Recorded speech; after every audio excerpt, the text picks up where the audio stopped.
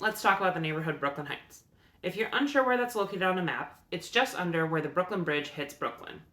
It's only one subway stop from Manhattan, so it's convenient for commuting. Plus, it has the Brooklyn Heights Promenade, which offers amazing views of the city all the way from the Statue of Liberty on one side to the Brooklyn Bridge and Manhattan Bridge on the other. It doesn't matter if it's a gloomy day out or there's perfect weather, it's still one of my favorite views. The streets are filled with townhouses and various small shops or restaurants scattered throughout. I mean, even the CVS looks like it's pulled straight out of a fairy tale. Spoiler alert, on the inside, it does look like a normal CVS, so just enjoy it from the outside.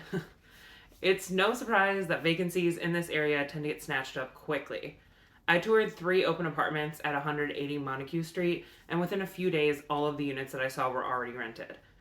There aren't many buildings with amenities in Brooklyn Heights, so this one having a grocery store right downstairs, plus a 24-hour gym, a laundry room, and a sun deck, it's no surprise that these units don't tend to last too long. The highest floored unit that I saw was the studio, so we'll start there. If you've seen any of my videos before, then it should come as no surprise to you that I immediately went for the window.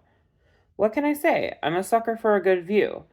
I mean, you can see all of Lower Brooklyn and even the Statue of Liberty off in the distance. Off to the side, you have a small full kitchen, complete with a dishwasher, and even more windows to flood the space with natural light. Good lighting and even better views are a perk of being on a higher floor. As we turn around and look at the living space, you'll notice that there is a small alcove if you wanted to differentiate between the sleeping and the living space. And then as we head into the bathroom, you'll notice that it's fairly large and has storage both behind all of those mirror panes as well as under the sink, which is a nice added perk. Some studios have a problem with storage, but not only does this one not have a problem in the bathroom, but then they also have this wall that's lined with large closets. And of course, I had to go back to the window because how do you ignore a view like that? I don't drink coffee, but imagine sipping your morning coffee and staring out at the world, wondering what adventures today will bring. Overall, though, as far as the size of the living space goes for a studio, it's not the biggest one I've seen, but definitely not the smallest. And I'm sure that whoever the new occupant is will be very happy living here. Next up, we have our 1-bedroom, which is actually on the lowest floor I viewed. Still a good amount of natural light coming into the space, considering what you're seeing is the room lit up with no overhead lights on. And of course, because I am who I am, we go back to the window. You get to peek out over Montague Street, and at least you aren't too close to your neighbor across the way where you probably won't make awkward eye contact. Overall, a good amount of living space with a nice breakfast bar area where you could add some stools for guests. You have a nice large closet near the entryway for storage, and a very good sized, nicely updated kitchen. Having the kitchen open to the living space brightens it up and makes it perfect for entertaining. As we walk towards the bathroom and bedroom, we have another large storage closet. And just like how the last bathroom had storage both behind the mirrors and under the sink, so does this one. Now into the bedroom. You have an entire wall of closets, so this building is really trying to make sure you do not run out of storage space. Of course, I had to peek out the window just one more time. You can definitely fit a bed and either a dresser or a small desk in here. I couldn't help but notice my reflection, so hello to everyone viewing.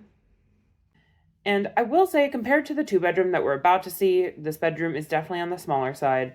However, compared to bedrooms in New York City as a whole, the bedroom is plenty large enough. And last but certainly not least, let's check out the 2-bedroom. We are on a slightly higher floor than the 1-bedroom, so there's a little bit more natural light coming in. There's a hallway that will lead to the bedrooms and bathrooms that I'll show you in a minute. But as you probably guessed, we need to check out the view from that window first. I toured this building on a nice day after it had been gloomy for a while, so I was really obsessed with natural light. As far as living space goes, it's about the same size and layout as the 1-bedroom, so still a good amount of space to entertain. Some differences, though, are that the closet near the entryway is missing. However, this unit does have a nice window in the kitchen that helps brighten up the space even more. The view from the kitchen window is of another building, and I decided not to record it because I don't need to accidentally record someone's neighbors. As we head down the hall, though, we see a small closet followed by the first bedroom. What I love about this room in particular is the fact that it's shaped basically like a panhandle. You have a good sized bedroom already, but then you have this bonus section that could be used as a nice work from home setup if you want. If you look out the window at an angle, then you can actually also see all of Lower Manhattan, which I'm a fan of. The small work from home alcove having a wall of windows behind it would also make working from home here a bit more enjoyable. You'd get to soak up a little bit of vitamin D while you're working. As we head back into the hallway and make our way to see the master, we will first stop by the first of two bathrooms. It's perfect for those who want a guest bath that's separate from the master.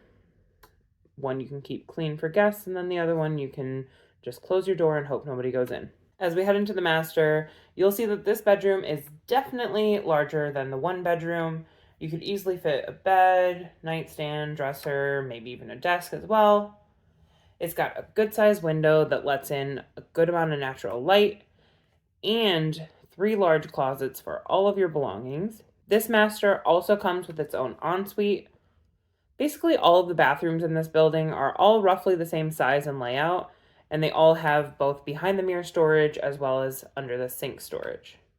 Overall, all of the units that we've seen in this building have a good amount of space to play around with, tons of natural light, updated amenities, and will make the next person who calls this place home very happy. If you enjoyed today's video, you'll probably enjoy some of my other ones, including ones where I tour other apartments around the city, so check it out.